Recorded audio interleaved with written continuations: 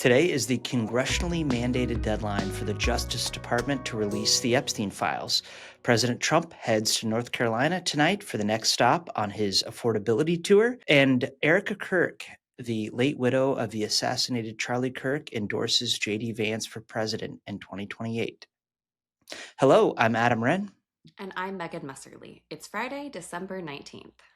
And this is the Playbook Podcast. The first story driving Washington's conversation today is the Epstein Files. Megan, today is the deadline for the DOJ to release the files. Yes. So we know that the Epstein Files Transparency Act, signed by Trump on November 19th, gave the DOJ a 30-day deadline to release its files on the Epstein investigation.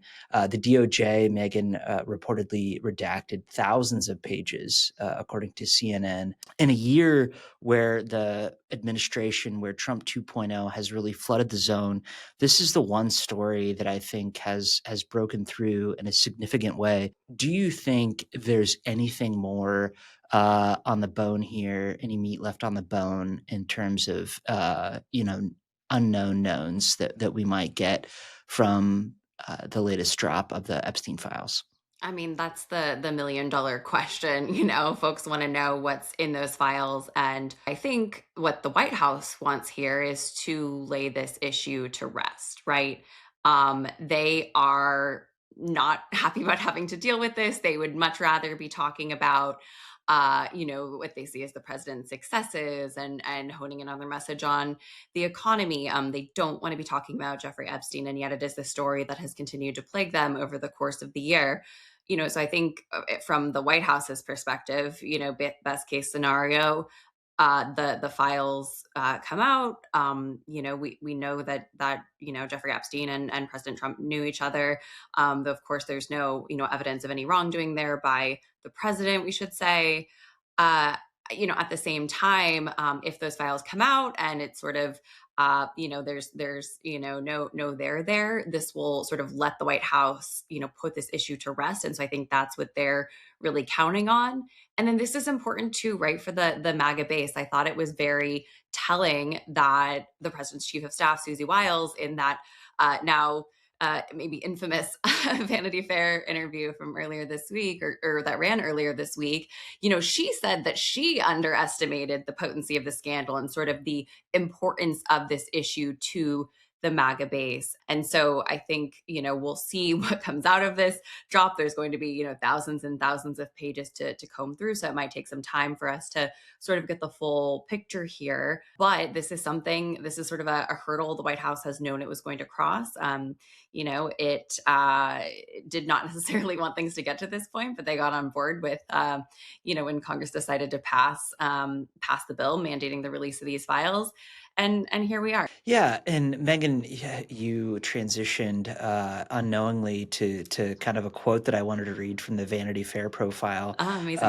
This Chris Whipple piece I thought was really revealing on all of this. I'm just going to read an excerpt from it. The Epstein Files debacle poses a dire political threat to Trump and the future of the GOP. And this is a quote from Susie Wiles.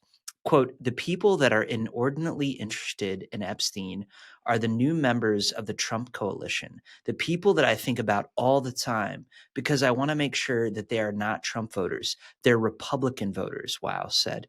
Quote, "It's the Joe Rogan listeners. It's the people that are sort of new to our world. It's not the MAGA base."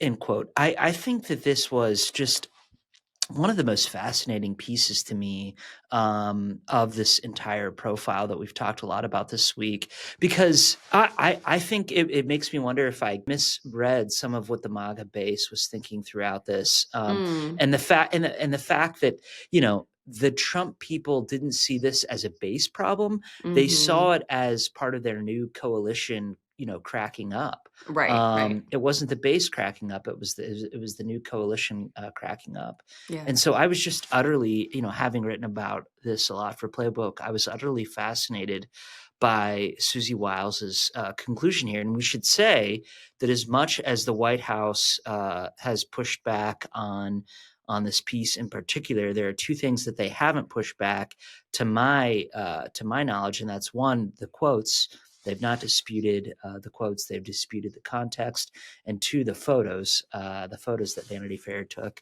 Marco Rubio, the Secretary of State, even made his profile photo the one of the images from what I call the "I Love Lamp" Yes. photograph. The very, very, very highly memed now That's right. across That's right. X. That's right. But no, I just thought that was interesting. Like they Yeah. concede that this was a real problem. So I just think this is consequential and a good kind of meter and benchmark to cover where the Trump coalition goes from here. I mean, he really did build a new kind of coalition, as Susie Wiles tells Chris Whipple in this piece.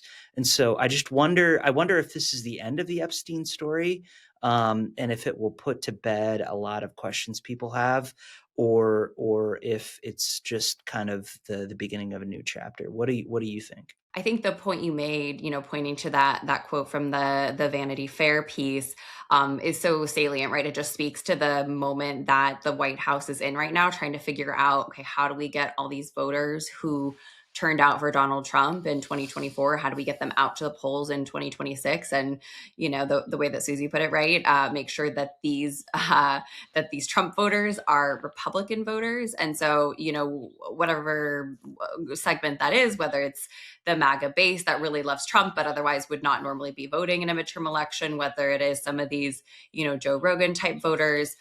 Whatever the case, the White House simply cannot afford to lose any of those types of folks as it looks to win these, key House races and these key Senate races. Well, the second topic you'll need to know today, Trump will be in Rocky Mount, North Carolina to campaign for the 2026 midterms. His remarks are expected to begin after 9 p.m. Megan, this is a continuation of what we've seen this week with Trump getting back out on the trail ahead of the Yeah. midterms, with Susie Wiles saying that she wants to make him, to put him on the ballot, I think were her words roughly.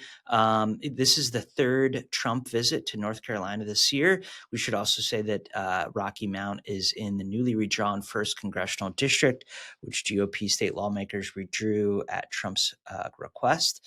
After decades of representation by Black Democrats, Republicans are now likely to win the seat. So, Megan, I'm curious, like, what do you think, number one, of this affordability tour as we're seeing it and the first couple stops here?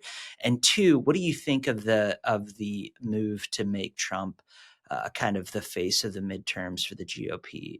It feels to me like a bit of a risky strategy. Yeah. I mean, I think to your point, this is a strategy that the White House is, pursuing to put him on the ballot, right? Because they know that again, they need all of these voters to turn out in order to win these key seats. And I think that's what we're seeing in some of these, this messaging around affordability is this, recognition that, okay, yes, we need to speak to the concerns of middle America, but we do really need to energize our core voters. And so I think some folks are, looking at these recent, speeches, addresses the president has given on affordability in Pennsylvania and from the White House this week. Now we're going to hear that message again in North Carolina. This is clearly something they're driving home, and I think a lot of folks, listened to those messages and said, he's veering off script, or he's talking about X, Y, and Z. That's not appealing to these swing voters. President Trump, I was in the Oval Office yesterday. He told us that what he is going to be talking about in North Carolina is exactly what he said in the White House. It's going to be this message on affordability. He's going to talk about securing the border. He's going to talk about crime. It's really sort of this, pushing the big platforms that he's been, working on all year, and using that and sort of setting that as the tone for the conversation going into the midterm elections. Yeah, and Megan, my sense is I think there are two eventualities here that unfold. One is there's sort of a win-one for the Gipper effect that takes place among MAGA and Republican Yeah. voters in 2026, where they recognize, this is their, really last chance to vote for Trump, to show a sign of support. And so I think, that's one possibility where they do come out and they do back him, and the strategy to to make him essentially on the ballot, as Susie Wiles suggests, pays off.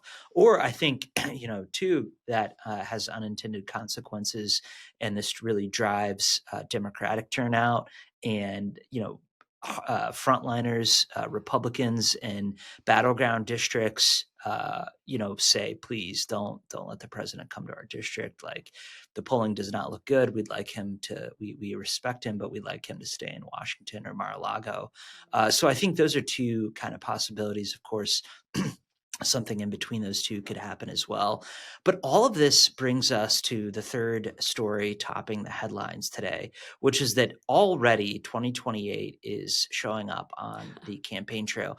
And that is the news that Erica Kirk, the spouse of the assassinated Charlie Kirk, who founded Turning Point USA, endorsed Vice President J.D. Vance for president in 2028 in an opening speech at Turning Point USA's America First annual conference. But all of this made me think back to the last conversation that I had with Charlie Kirk for Playbook. Earlier this Mm. summer in July, I was working on a story about J.D. Vance and whether he could fully unite the MAGA coalition.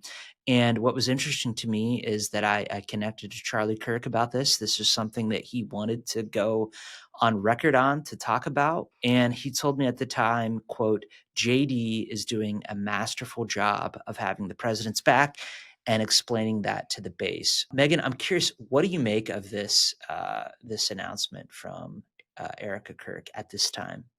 It really does feel like, I mean, we've been talking about 2028, I think, since the day after the election in 2024, but it really does, to me, sort of feel like it's really sort of kicking off this election cycle. I mean, to your point, it wasn't unexpected.